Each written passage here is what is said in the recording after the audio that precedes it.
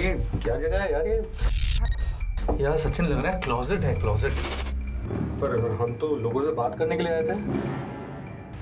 आपसे बात करने आ रहे हैं। क्लोजेट से बाहर।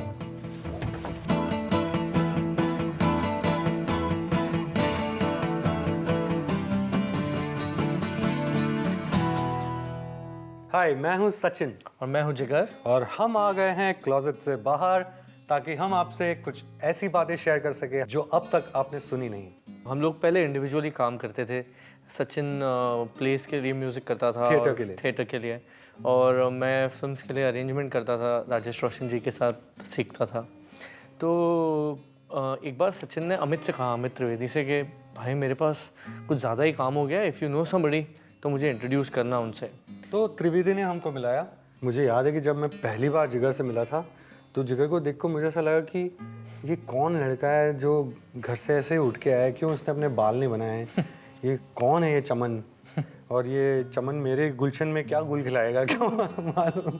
जब हम मिले तो एक वर्किंग रिलेशन था कि जैसे I am coming from a very classical background, तो मेरा बैकग्राउंड कहीं किशोरी आमोनकर, भीमसेन, पंडित भीमसेन जोशी साहब, तो मैं वैसा टाइप का म्यूज़िक सुन के इंस्पायर हुआ। और जिगर सुनता था Backstreet Boys, John Mayer and Michael Learns to Rock. तो अब जब हम गाना साथ में बनाते हैं तो इसलिए शायद हम वो कॉम्बिनेशन स्ट्राइक करने की कोशिश करते हैं, तो we have something for everybody. एक और मज़ेदार इंसिडेंट मुझे याद आ रहा है कि जब हमको हमारी पहली फिल्म का ऑफर मिला तब रेमो सर आए थे हमारे स्टूडियो। तो he asked us to make a dance song which is a hip hop song, and he said कि जब तक ये पार्टी का सीन चले तब तक ये गाना चलना चाहिए, मेक अ आइकॉनिक सॉन्ग। तो हम 6 महीने एक लूप के साथ घूम रहे थे कि शायद कुछ बन जाएगा। फिर एक रात हम बैठे थे और सचिन ने वो लूप लगाई, टंग टंग डिंग डंग टंग डिंग डंग डिंग डंग डिंग डंग। सचिन फ्रस्ट्रेट हो गया, उसने कहा छोड़ यार चलते हैं, यहाँ अभी मज़ा नहीं आ रहा। तो मैंने उसको कहा रुक यार, पार्टी अभी बाकी है।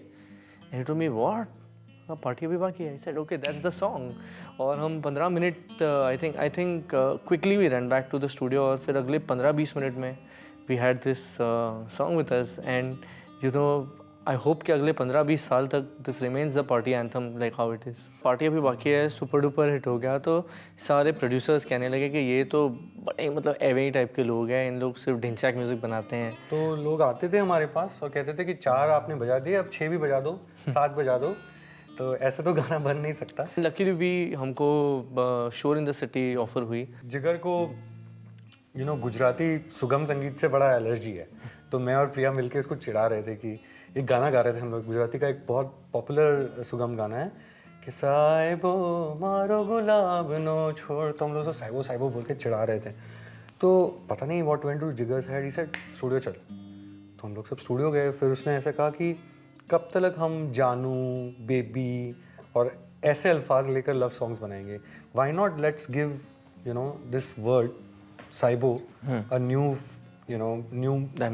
dimension and use that as the word or the hook word of the song. जैसे जिगर ने कहा साइबो, वैसे प्रिया लिखने लगी. She started scribbling some lines. I started putting some small chords together और जिगर गाने लगा. When we were actually struggling, we got a chance to work with Pritam sir. और हमने सोचा कि हम 1-2 महीना काम करेंगे, but we worked with him for about 3 years. और एक one fine day in 2010 I remember that Pritam sir ने हमसे कहा कि बेटा तुम लोग ना मुझे छोड़ दो। तो हमें ऐसा लगा कि भाई हमसे कोई गलती हो गई, सर माफ़ कर दो। तो इसे नहीं, आप लोग you guys are more than just arrangers और producers. आप एक काम कीजिए, आप लोग कंपोज करना शुरू करो, और जब तक आप लोगों के पास इनफ कंपोजिशन काम नहीं होगा, I will make sure that I keep on giving you work. वो हमें इतना काम देते गए कि हमारा घर भी चलता रहा, और साथ में हमें कॉन्फिडेंस देते गए। तो मुझे ऐसा लगता है कि ये गॉडफादर हैं प्रीतम सर, और इन्होंने हमें जो एक पुश दिया, I think that has really made us what we are. ऐसे भी कई इंसिडेंसेस हैं जहां हम कुछ ऐसे लोगों से मिले हैं जिनको हमारे म्यूज़िक में बिल्कुल बिलीफ नहीं। तो ऐसा ही एक बड़ा मज़ेदार किस्सा मुझे याद आता है कि हम एक डायरेक्टर से मिलने गए थे। वो एक फिल्म बना रहे थे, बहुत बड़े डायरेक्टर थे। हाँ, और वो एक बहुत बड़ी फिल्म बना रहे थे, और उन्होंने हमसे कहा कि ये गाने सुनाइए आप। तो हम गए अपना गिटार विटार लेकर और हमने गाने सुनाए, और एक 5.5 मिनट का लंबा पॉज हुआ। फिर उन्होंने सर ऊपर किया, तो उन्होंने हमारी तरफ देख के बोला कि बेटा आप इससे पहले क्या करते थे लाइफ में? तो मैंने कहा कि सर कि हम अरेंजर्स थे। तो बोला बेटा गो बैक टू अरेंजिंग, ये कंपोजिंग तुम्हारा काम नहीं है। तुम्हारा काम नहीं है, आप छोड़ दो। और वैसे भी आप क्यों अरेंजमेंट करते हो, आप तो गुजराती हो, कहीं जाके बिजनेस करो। एंड जितने कॉन्फिडेंस से हमने प्रीतम सर ने कहा था कि तुम्हारा म्यूज़िक एक्सेप्ट होगा, उतने ही कॉन्फिडेंस से उन्होंने हमें कहा था तुम्हारा म्यूज़िक नहीं चलेगा। So then there was a leap of faith that we had to take. और हम दोनों एक दूसरे से कहते रहे कि ठीक है ना, कभी भी फिर से अरेंजमेंट करेंगे, वो तो घर की दुकान है, अभी फ़िलहाल वी वांट टू फोकस। आखिर गाना वही होता है जो आपको एंटरटेन करे, जो फिल्म के सब्जेक्ट को कहीं ना कहीं कॉम्प्लीमेंट आगे ले करे जाए। और एक ऐसा मज़ेदार गाना हो कि जो आप दोस्तों के साथ गाड़ी में बजाए और इन्जॉय करें। Even if it's a romantic song, even if it's a dance song, even it's a party song, the funda is the song should entertain you.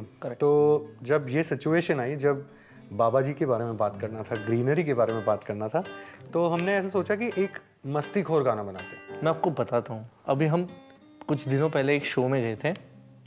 सो एक लड़की थी जिसने अपना टॉप ऐसे पीछे से नीचे किया और मुझे बोला कि ऑटोग्राफ दे, और सचिन को लगा कि वो उसको बोल रही है, तो वो दे के आ गया। उसने उस लड़की से कहा आपने लिपस्टिक लगाई है? कहती है हाँ। तो वो दीजिए, मैं उसी से ऑटोग्राफ दूंगा। उस बेचारी ने ऐसे लिपस्टिक दी और सचिन ने उसके बैक पे विद लव। ये खुदा गवाह है कि ये बात सरासर झूठी है। नहीं, झूठी है, मैं मानता हूँ झूठी है। आप लोगों से बात करके बहुत मज़ा आया और अच्छा लगा कि यार फाइनली हम क्लोजेट से बाहर हैं। Keep loving us and we'll keep giving you good songs.